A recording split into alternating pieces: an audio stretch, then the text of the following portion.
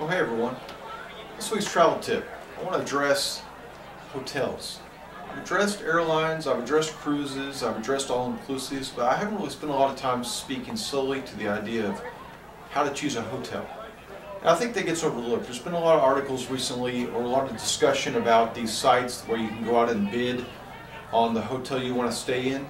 A lot of those are what we call blind bids. You don't really know what hotel you're going to get until you basically are awarded the bid for your hotel, which means that they actually charge your card at the same time that they're telling you on where you're going to stay. Some people are okay with that, but I know that gets a little tricky for some, and I guess I want to address the idea of hotels from the standpoint of cost, what are your goals, etc. I, do not think it's a good idea to use the bidding process every time you choose to go on vacation for the type of hotel you're going to be staying at. Now there are criteria that you can put in. You can put in whether you want a 2 to 3 star, 3 to 4 star, 4 to 5 star hotel and things like that. But you're really left up to the individual bidding site on which hotel they give you based on the little bit of criteria they allow you to use for the selection.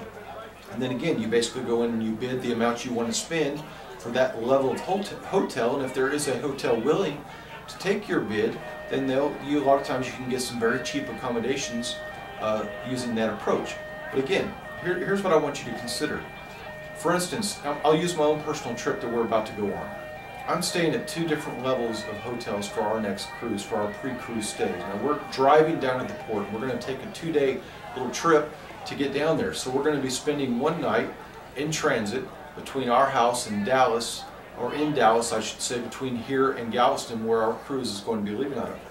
Now I'm using a totally different set of criteria for a hotel in Dallas.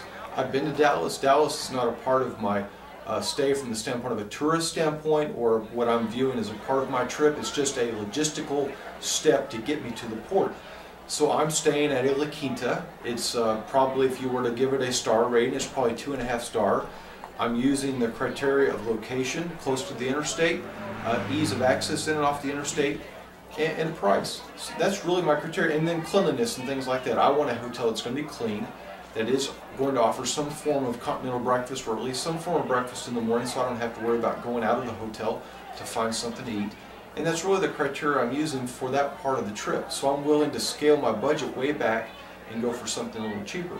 But when I get to Galveston, my criteria changes. I want a hotel that is close to the port, that has maybe some other amenities, a little nicer amenity, maybe a room that overlooks the Gulf, or at least the port area where we're going to be staying, because I like to wake up and look outside and see the ship that I'm about to embark on.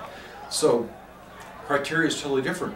Therefore my budget is completely different. I'm willing to almost spend double what I'm going to spend in Dallas for what I want when we get to Galveston. Now I can choose to go online and basically just do a search or use one of those bidding sites to get that hotel, but I want specific things out of the hotel that I'm going to get.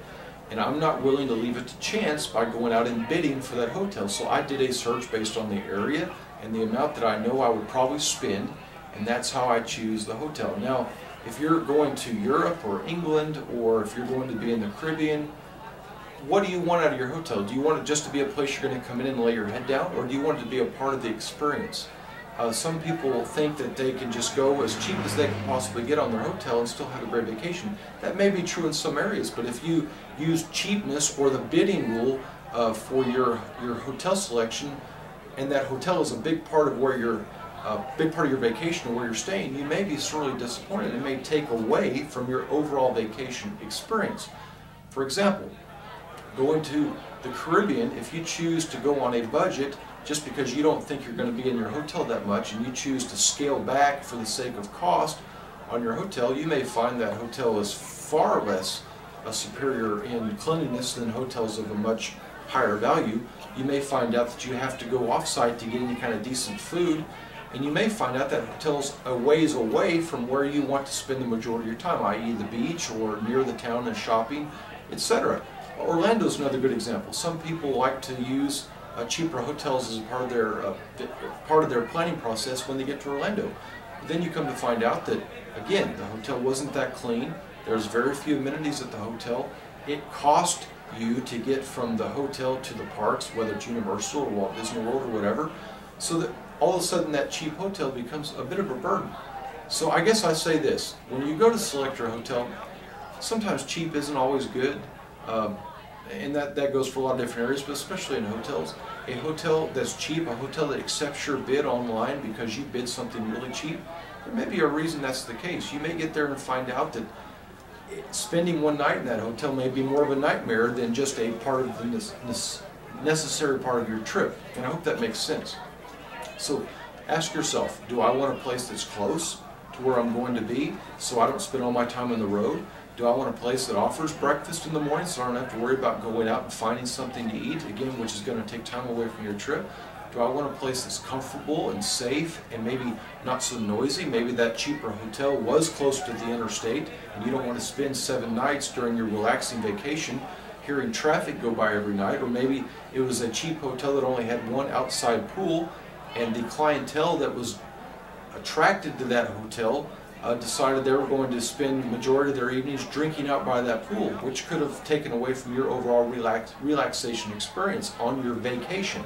So don't underestimate the importance of a nice, good, clean, safe hotel when you go to make the arrangements for your vacation. And again, use a travel professional. If you go online and you search hotels in your given area, especially if it's a bigger city like Orlando, or if it's in the Caribbean or New York City, whatever, you'll be overwhelmed. There's hundreds and hundreds of choices.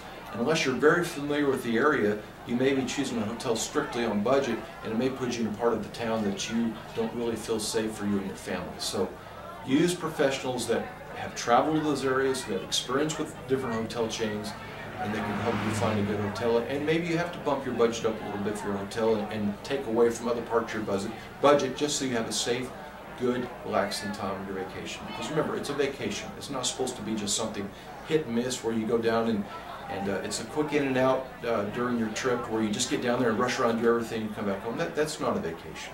So don't underestimate the importance of selecting a good hotel. I hope this helps. Talk to you soon.